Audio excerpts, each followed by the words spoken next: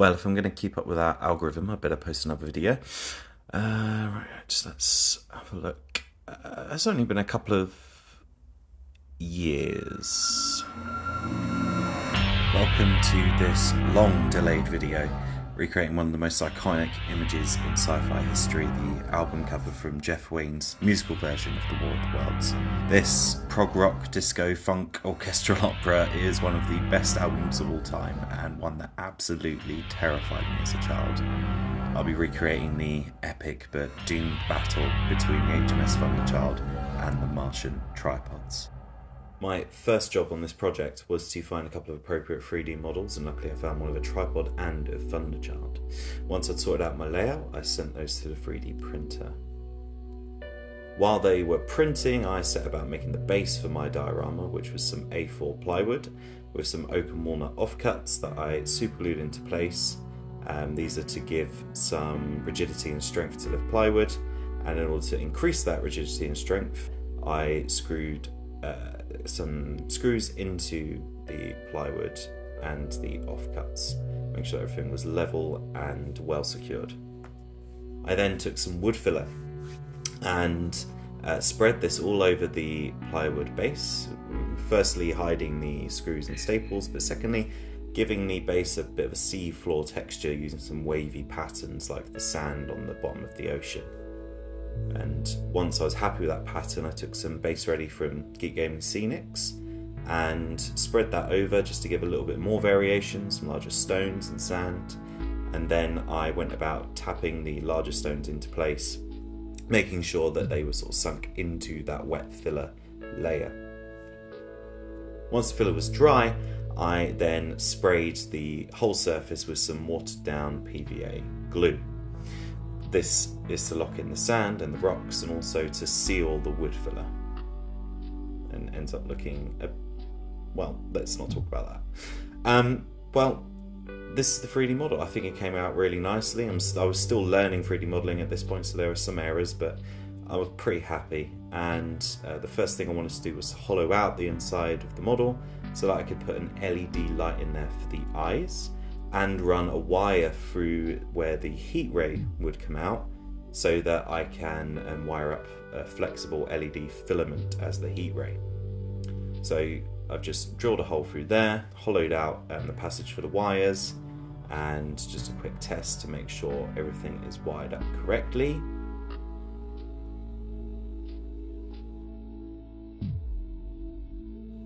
And it works. Now, you can see here the wire coming out of the chin of the tripod.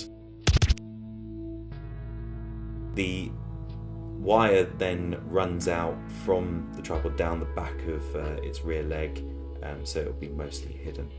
The 3D prints did have some errors, so I just used some super glue and some dust saved from sanding the resin, and I just sort of patted that into the gaps, with the super glue kind of acting as like a holder for the resin dust. And then once that was dry, I came back in with a file to smooth it out, and then a narrower file, needle file, to rescribe the panel lines.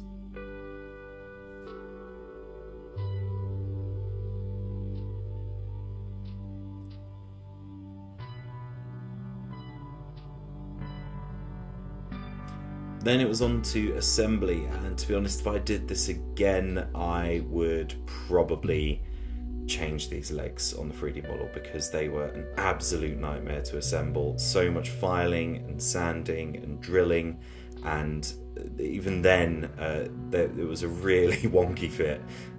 It took a lot to get them to fit together, which it may be my printer, but to be honest, I think it's just the way that the file has been designed. But I got them there. And then that meant that I could glue them to the tripod before gluing on its little feet when it was standing on its own 3 legs.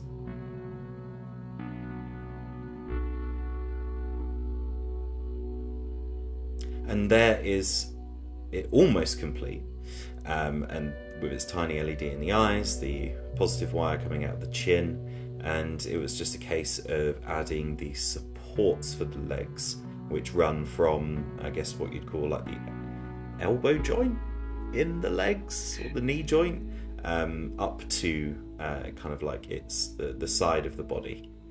And to do that, I just took a paper clip, straightened it out,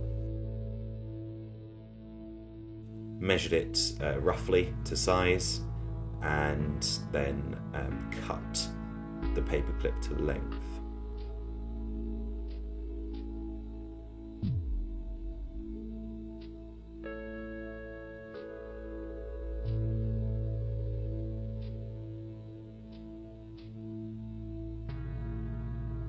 Once I'd cut the paperclip and I was happy with the way it was sitting, I drilled a couple of shallow holes so that it could have a little bit more to grab onto when I glue it in place, both in the body and then in the knee joint, wherever this is.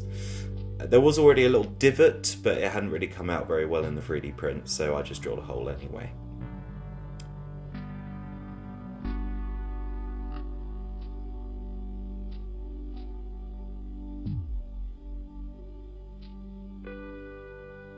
Wow, look at that positioning. Like, you can not see anything. And there it is, glued into place.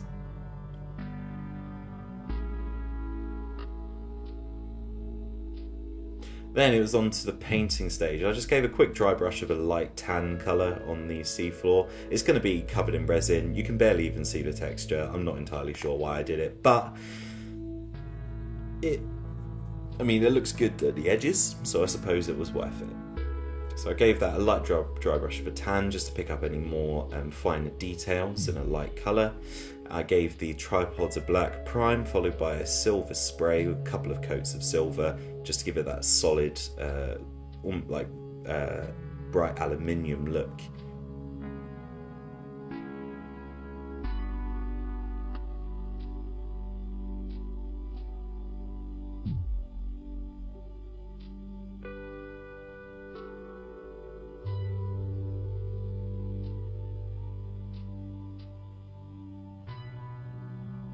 And then it was on to the wash. I used a very thick or kind of highly pigmented wash for this, and I ran it just along the panel lines because I'm going to do a similar technique that I did with the X-Wings in my previous video, which is to put it on the model and then wipe it away with a Q-tip, leaving the wash only in the recesses. So once it's mostly dried, you come back in with a damp Q-tip and very gently brush that wash away, and it will reactivate the stuff on the surface but leave the wash in the crevices. You just need to be a little bit gentle that you don't pull any more paint off with it.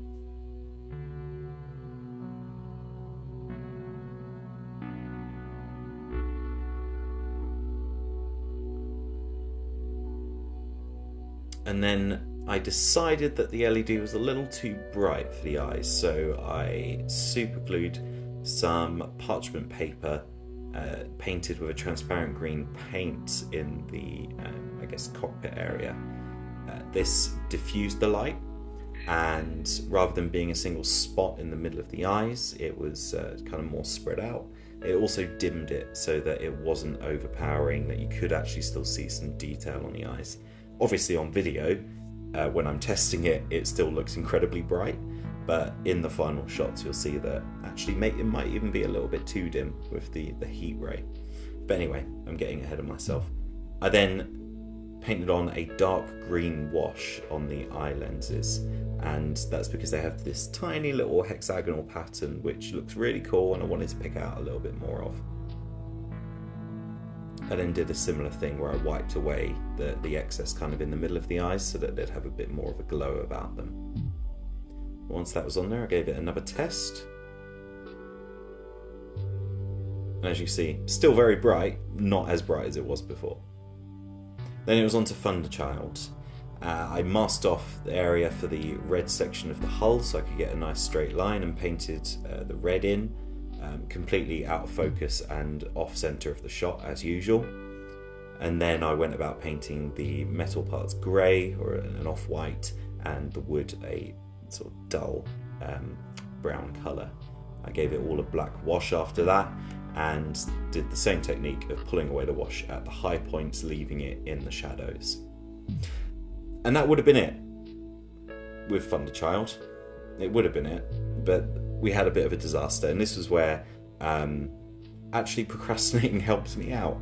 So I didn't want to do this project because I was scared of doing the resin, and so I left this model of Thunderchild, and apparently I hadn't cured it properly, and over time the uncured resin inside split the model in half.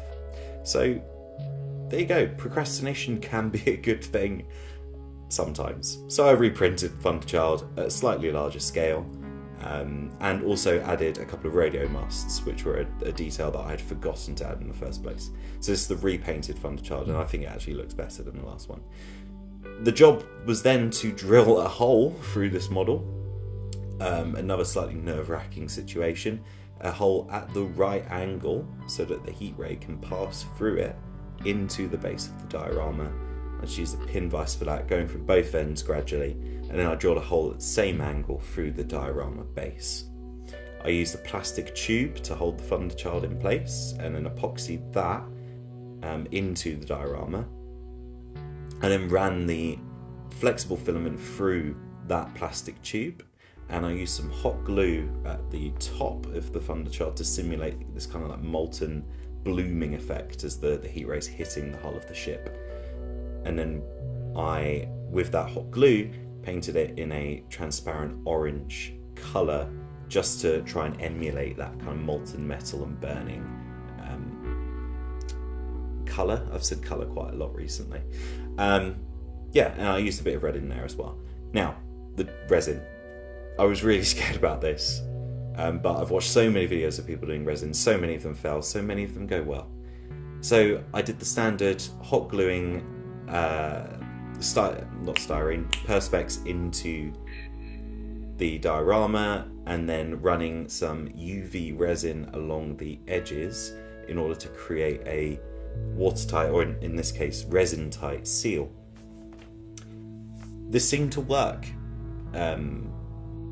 Not to give too much away, but it seems like this is best practice, to be honest. It was expensive, it was more time consuming than other techniques I've seen, but this seems to be the best way to do it. And then that was it, all boxed up, ready for the pour. Now I was using this very, very slow curing resin from CFS, so it was just a case of measuring it out in the right ratio, putting a lot of pigment into it. This was about 2 litres of resin, so it was quite a lot of resin. It took a lot of pigment to get it to the colour that I wanted it to be. So it was a lot of adding pigment, stirring, adding pigment, and you guessed it, more stirring, until I was satisfied with the colour, which ended up like this.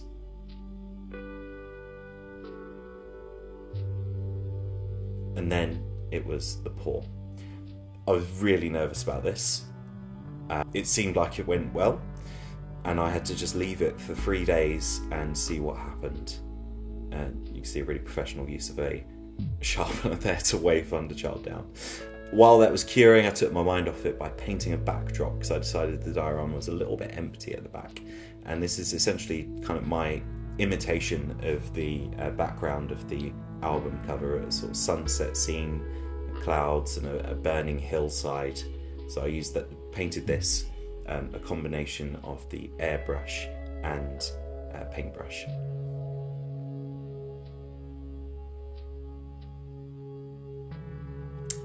Three days later, and it worked. Surprising, against all odds, against my better judgment, it worked, and it was incredibly satisfying demolding this block of resin. There are some micro bubbles. There was a little bit of wonkiness in the box, so nothing is at an exact 90-degree angle, but I'm really happy with how it came out. I don't think it could have gone any better for my first ever resin pour. I'm pretty certain the next one will fail. And then to remove some of that warping and some of that expansion from the resin, I scraped away and clipped away the majority of the excess before moving on to sanding. And then after sanding, I moved on to wet sand to try and get rid of the majority of those sort of harsh scratch marks. So wet and dry sandpaper, really fine grit. It's all going to be covered with gel water effects anyway, so I used a gloss gel medium, and this was an absolute nightmare.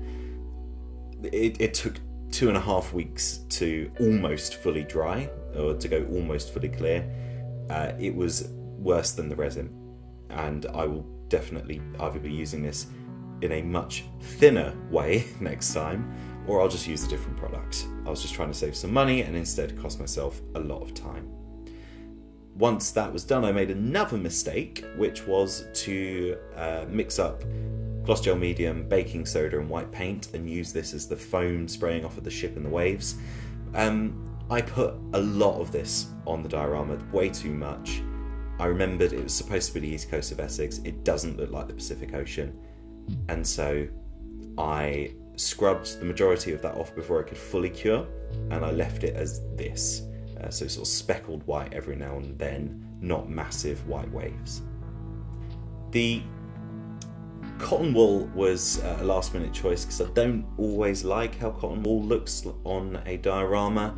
I could feel it looks a little bit tacky sometimes, but I thought I'd give it a go, and I didn't end up hating it, so I'm glad I did. It gave a little bit more action, a little bit more movement to the piece as a whole. And so I made a couple of sort of smoke trails leading from the ship, sort of pulling and pushing the cotton wool to make it look a little bit more natural. And then I painted the bottom towards the stacks grey and gave all of the cotton wool a matte varnish.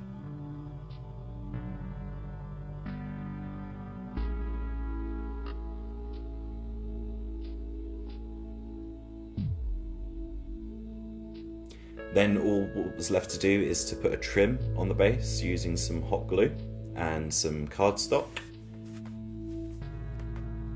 just to neaten up those really messy edges. And then to paint it black. And then we were done.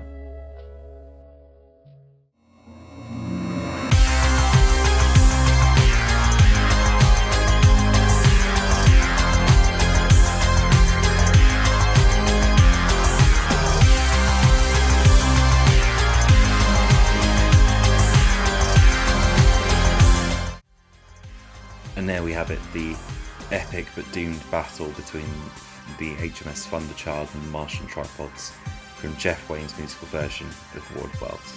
If you haven't listened to the album, I highly recommend it. I'll put a link in the description to just this song, Thunderchild, from the album, so that you can get an idea of where I'm coming from. Thanks so much for watching. I'll try and be a little bit more consistent in my releases. It might not be 2 years this time before my next video, but I will not guarantee that.